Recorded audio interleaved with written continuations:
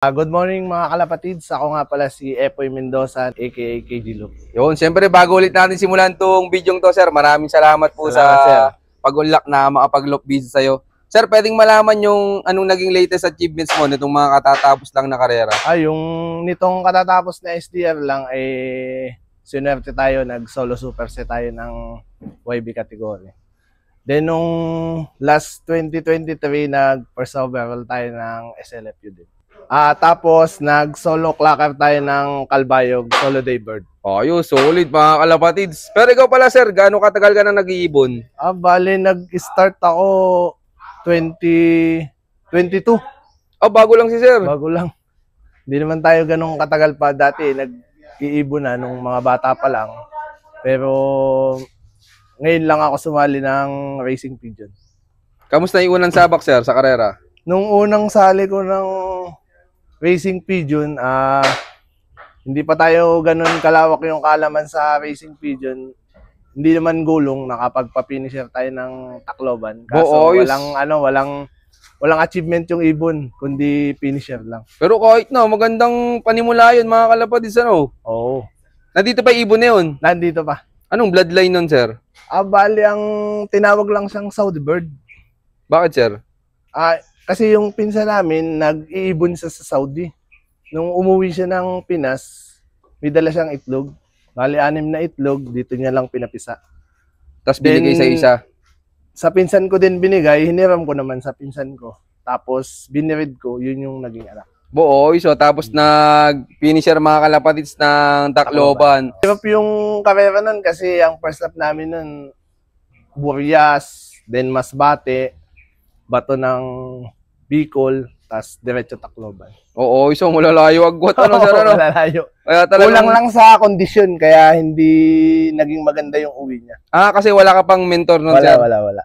Wala pang, hindi pa nakapanood ng YouTube. Tapos yung pangalawang sabak mo sa karera, sir, nagdagdag ka ng mga bagong bloodline. Ayun, yun. Bali, 2023, galing sa topa natin, si Ando Camacho, nakapagpa-first overall naman tayo ng ibon. Anong bloodline na yun, sir? Bali, sa kanya ko palang nakuha din yun eh. Hindi ko pa siya nalalaman na pinakang naka-baseline sa kanya. Umbaga... Yung pasuksok lang na libre. Libre, kaya mo nasubukan. Mabait naman yun, kaya pinagbigyan tayo. So tingnan nyo mga kalapatids, so bigay lang na ibon, nag-champion pa. First overall. Bali, yung nestmate niya, nag-first overall ng Norte. Then, nung nilipad na ng SDR na season niya, second overall lang siya. Sa OB. Sa YB, first overall. Kaya talagang maganda yung ibon. Ang galing. Tapos nung sumunod na season, nanalo ka ulit, sir? Nitong katatapos, nag-solo superset tayo sa SLFU. Yun pa rin yung bloodline na yun, yung galing kay Sir Andrew? Iba na. Anong bloodline na? Na yun, yung pure Taiwan. Taiwan, mga kalapatids. Sinuwerte sa Taiwan. Ayan, congrats kay Sir. Yes, sir, pwedeng may pasyal mo kami sa loop mo. Sige, tara, dito tayo sa munting loop ko. Yun, tara, samahan nyo kami. Let's go. Ito, yung nasa taas, Ang simple lang ng loop ni sir, mga kalapatids. Maliit lang. Hindi naman tayo madami mag-ibon. Anong sukat lang, sir? Di ko alam eh. Sinakto ko lang yung box parts niya. Pati nga ng loob, sir. Madami din siyang nailalaman. Pang SDR lang. Mga kalapatids. Hindi ka naglalaro ng Norte, sir? Hindi. Mahirap. Paras di naman mahirap. Nakapokus lang ako sa SDR. Yung iba mo, sir, naka-depedering ano?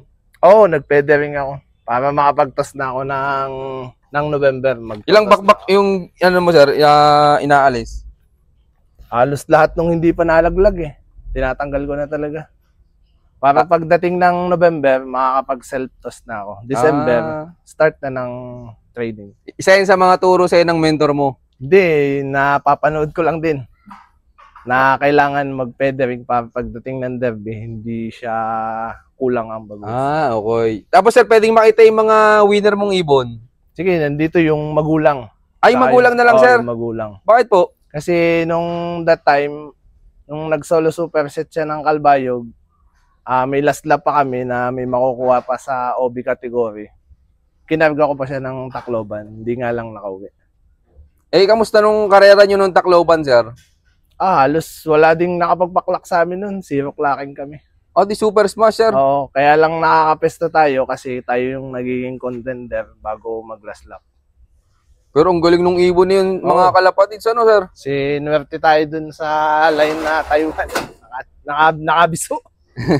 Nasaan yung breeder mong Taiwan, sir? Nandito sir sa feeder cage. Yun, pwedeng makita, sir. Sige. Yun, tara, samahan nyo kami, mga kalapatids. Let's go. Bali ito yung breeding section ko. Hindi naman ako ganun kadami magsalang. Kung ano lang yung nakuha kong ring na banded, yun lang yung sinusuksok ko. Tapos pagkataas nun, stop na ulit. Yan. Bali, breeding na yan para saan, sir? Summer. Summer. Hindi ko talaga nalaro ng Hindi, dapat norte ngayon eh. Hindi ako nalaro talaga ng norte. Kailangan natin ng matigas na ibon sa norte. Ayun yung winner mo, sir. Bali ito yung winner ko. Ito, mga kalapatids, so. Yan. Madami siya nakuha. Ito, mga kalapatids, si Mr. Solo. Tapos ito Ito yung magulang niya. lipad. Tatay. Yung magulang pala, sir, nilipad mo. Hindi, Taiwan siya yung tatay. May pangalan lang na lipad. Sa lipa ko siya binili. Okay. Kaya, kumbaga pinagawa mo lang din ng video na Oo, para kahit pa paano meron tayong palamuti. Yo, nasaan yun, sir? Ito naman yung nanay ni Solo. Ito, mga kalapatids, so. Yan. Anong bloodline na to, sir? Ito yung Taiwan na nanay niya. Taiwan, mga kalapatids, so. TPA. Yan, kamukha ni Solo. Hen lang, hen. Ito. Ba't natiripan mong sir, gumamit ng Taiwan line? Kasi kaya yung presyo kasi ng mga bloodline dito sa Pinas medyo mataas. Kaya sumubok tayo sa Taiwan. Akala ko may mga napanood kang mga ibang tropang kalapatids na Hindi, nananalo. yun yung inobserbahan ko eh. Kaya naman natin bumili. Siyempre, may mga pangangailangan pa din tayo sa pamilya natin. Doon naman tayo sinuwerte, kaya yun muna ang ini-impuse ko ngayon. Taiwan. Ito, mga kalapatids, so. Di magdadagdag ka pa ng mga panibagong Taiwan bird, sir? May mga Taiwan tayong kinos din sa kanya. Taiwan din. May mga ibang line naman dito. Mga bago susubukan. Pero yung isa pang nag-produce sa'yo ng winner, sir? Bali yung anak nandito. Ito yung anak. Anak na lang. Oo. Anak to ni Maldita. Nung nag-first overall ko. Anak na nung winner niya, mga kalapatids, so. Bali, ang tatay nito, magkapatid sila sa ama. Ito ang tatay niya, si Lipa. Kaya pala. Nanay niya naman si Maldita, yung nag-first overall. Buti nakuhanan mo ng anak bago mo wala, no? Oo, kasi nung that time, nung kinakarga ko siya, kondisyon naman, sinamahan ko ng pang-motivate. Tapos diniretso mo itlog. Oo, tapos pinapisa ko na lang sa iba. Ayos to, mga kalapatids. So, abangan natin yung mga magiging anak nito. Ito na yung anak Tatay niya ay producer. Nanay niya ay winner. Ayos, abang-abang to, mga kalapatids. Pero ikaw, sir, anong diskarte mo dito kapag derby na? Sa derby, simple lang naman yung aking binibigay sa ibon. Idea lang at saka honey. Then, pag umuwi siya ng Sunday, Monday, magpa-flashing na ako ng bawang tsaka oregano. Then, pag Tuesday, pinapahinga ko muna sila. Tapos, Wednesday, toss ko na. Then, honey yun. Straight yun bago mag-loading. Honey ng honey lang. Hindi hanggang Thursday. Wednesday at Thursday. Umaga hapon. Tapos, pabaong ko pagka Friday, karga, idea lang. Tsaka honey pa din. Wala ka ng ibang gamit na wala supplement, na, sir? yun pa lang. Yun ang gamit mo, yung nanalo ka nung nakaraan.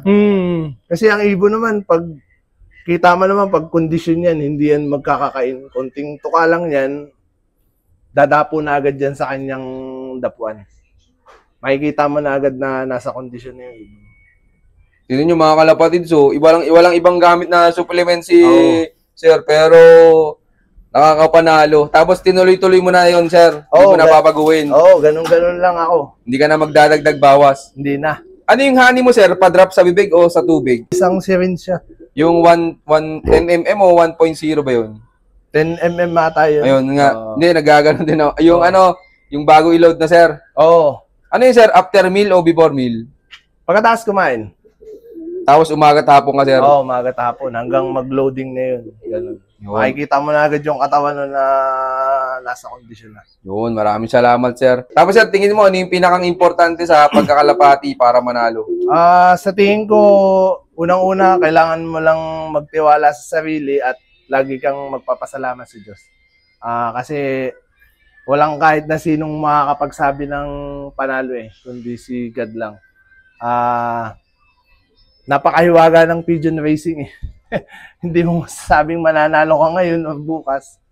Hindi ka man pagbigyan ni God ng unang pagkakataon, dadating din yung time na yun na mananalo ka din. Yun, tama nga naman. Wag lang susuko, sir. Ano?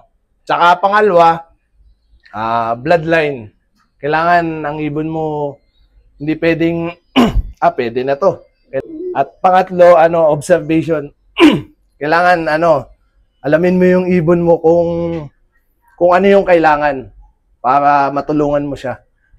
Kasi ang ibon, napakalit lang ng buhay niya kumpara sa tao. Kailangan mo tulungan para lumipad. Malayo yung lilipadin niya Yun, maraming salamat, sir. Tapos, sir, tingin mo gaano kasaya sa pagkakalapati? Ay, sobrang saya. Kasi dito ka makakita kasi topa mo na mga tatay, ganyan. Alos kapatid na din to rin yan, mga trash talkan. Masaya, sobrang saya. Muli, ako nga pala si Epoy Mendoza, Pigeon Fancier ng Lucena City. I love this game. Yon, maraming salamat sa solid yung suporta, mga kalapatid. At siyempre, maraming salamat din kay Sir Epoy yan sa pag-ulak na makapag-lock visit tayo sa kanya. Sir, baka pala may mga gusto kang i-shoutout dyan. Shoutout nga pala sa mga presidente dito sa Lucena City. Shoutout din sa Team Dalahican, kay Gibim Yudi. Yun lang.